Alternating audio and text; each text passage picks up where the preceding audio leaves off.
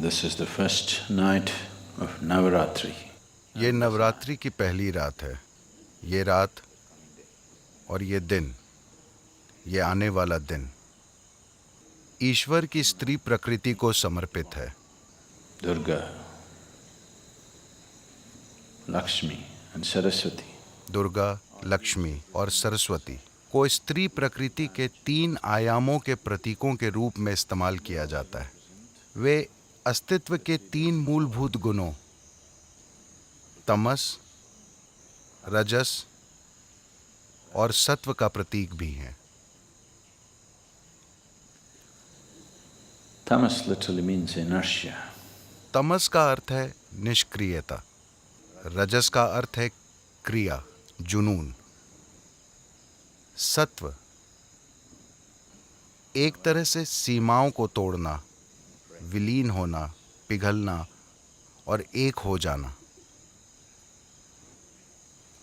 Among the 3 celestial objects, इन 3 खगोलीय वस्तुओं में जिनसे हमारे शरीर की रचना बहुत गहराई से जुड़ी है, धरती, सूर्य और चंद्रमा,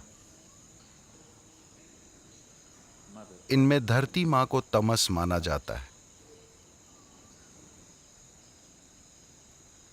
सूर्य रजस है, चंद्रमा सत्व है।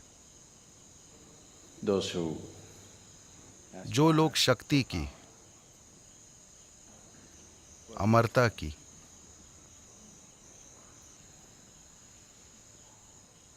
ताकत की इच्छा करते हैं, they will worship वे स्त्री प्रकृति के उन रूपों की पूजा करते हैं जिन्हें तमस कहा जाता है, जैसे काली या धरती माता। those who aspire for wealth, जो लोग धन दौलत की, जुनून की, जीवन की and various other. और भौतिक दुनिया के तमाम दूसरे उपहारों की इच्छा करते हैं। वे कुदरती तौर पर स्त्री प्रकृति के उस रूप की कामना करते हैं जिसे लक्ष्मी कहा जाता है या सूर्य।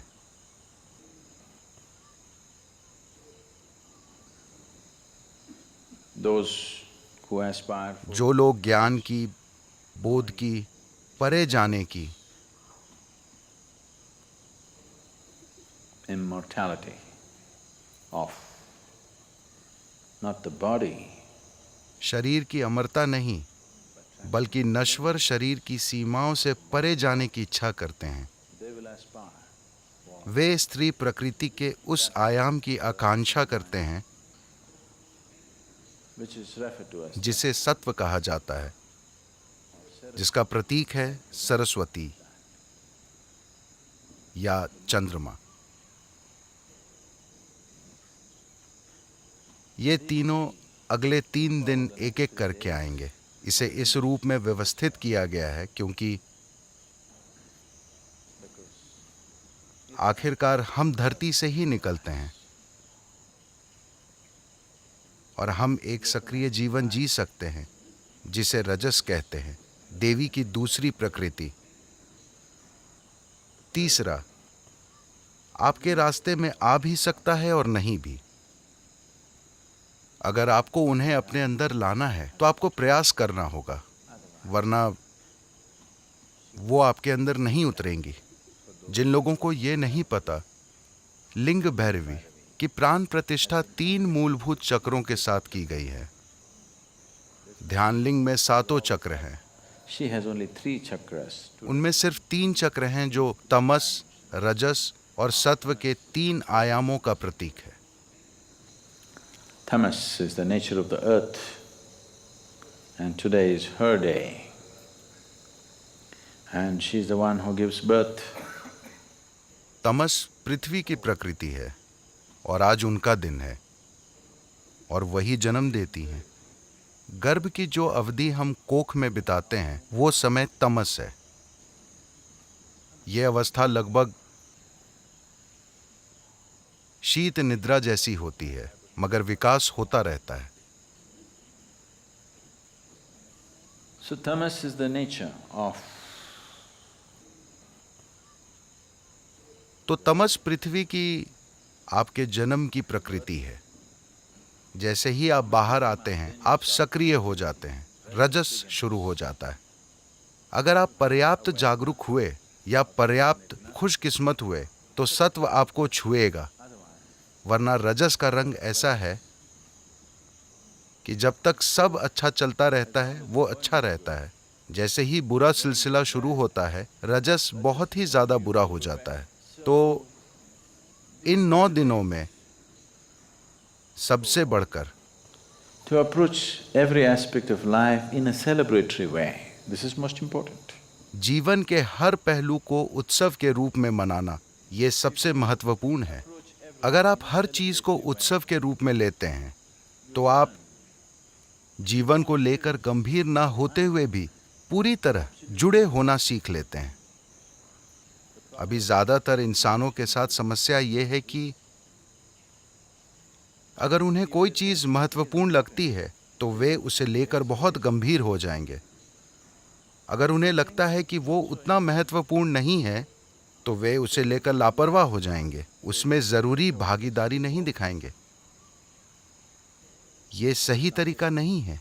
सही रास्ता, जीवन का रहस्य बस यही है, Seeing everything हर चीज को बिना गंभीर हुए देखना, मगर पूरी तरह जुड़े रहना, किसी खेल की तरह। यही वजह है कि जीवन के सबसे गहन पहलुओं का उत्सव मनाया जाता है, ताकि आप उसे चूके नहीं।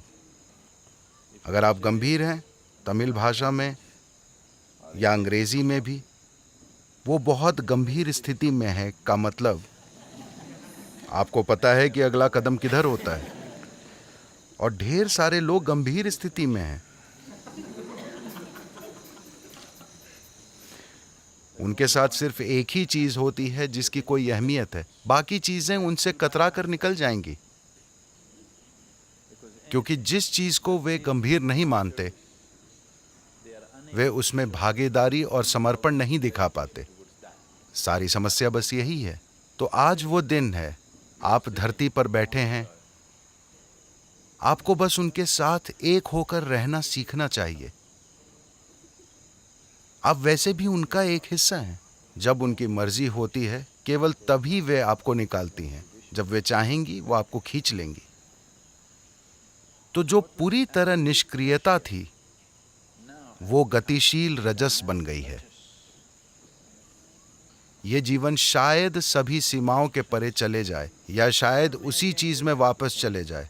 दुर्गा लक्ष्मी, सरस्वती कभी नहीं हुई। इसका मतलब है कि आप चक्कर लगा रहे हैं, आप जाल में फंसे हैं, जीवन मृत्यु जीवन मृत्यु जीवन मृत्यु। दूसरे आयाम का आना अभी बाकी है। ये दोनों तो वैसे भी होंगे। जो निष्क्रियता की अवस्था में है वो रजस और सक्रियता की स्थिति में आएगा और फिर कुछ समय के लिए वापस निष्क्रियता की अवस्था में और फिर सक्रियता की अवस्था में चला जाएगा। ये एक व्यक्ति के रूप में आपके साथ हो रहा है, ये पृथ्वी के साथ हो रहा है, ये आकाश गंगा के साथ हो रहा है, ये पूरे ब्रह्मांड के साथ हो रहा है।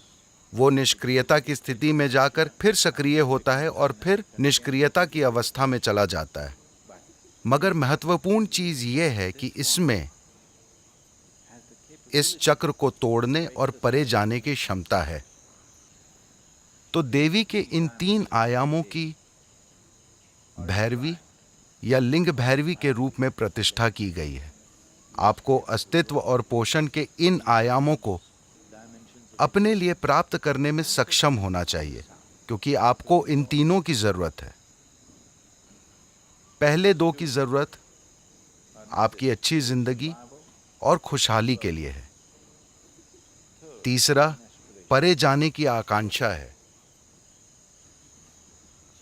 तो नवरात्रि इसके साथ शुरू होती है। यह न सिर्फ एक शानदार प्रतीक है, बल्कि ये ऊर्जा के स्तर पर भी सच है। हर महीने, सिर्फ साल में एक बार नहीं, अमावस्या के बाद हर महीने पहले 3 दिन ऐसे होते हैं। अमावस्या निष्क्रियता की अवस्था है, जिसमें पांचों तत्व अपने अंदर एक तरह के एकीकरण से गुजरते हैं। अगला दिन हल्की निष्क्रियता का होता है, फिर वो सक्रिय होता है। इसके बाद परे जाने की गुंजाइश होती है। चंद्रमा प्रकट होने लगता है, जो निष्क्रियता की अवस्था में और उसके बाद सक्रियता और उलझन की अवस्था में था, उसने अब परे जाने की एक संभावना खोली है। Transcendence. ये हर महीने हो रहा है। This particular month is a little more pronounced. ये महीना कुछ अधिक स्पष्ट होता है, क्योंकि ये अमावस्या साल की दूसरी अमावस्याओं से अधिक स्पष्ट थी। सभी 12 या कभी कभी 13 अमावस्याओं में से ये सबसे शक्तिशाली होती है। जो कल थी, आज पहला दिन है। आज दुर्गा या काली का दिन है। Enjoy the Navaratri and make use of it. Navratri का आनंद लें और उसका लाभ उठाएं।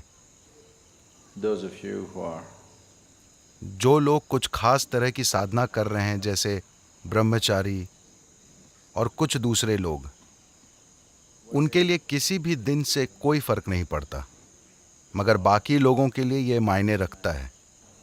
making use of little supports that nature offers is good to make use of. प्रकृति हमें जो छोटे छोटे सहारे देती है, उनका लाभ उठाना अच्छी बात है। अपनी खुद की शक्ति के साथ आगे बढ़ना असंभव नहीं है, लेकिन ज़्यादा लोग ऐसा नहीं कर पाए हैं, बस इतना ही। तो इन 9 दिनों का लाभ उठाएं। अगर आप इन 9 दिनों के लिए यहाँ हैं, तो कृपया उसका लाभ उठाएं। आपको देवी के साथ थोड़ा समय बिताना चाहिए। इन 9 दिनों में ऐसा करना बहुत अच्छा होगा।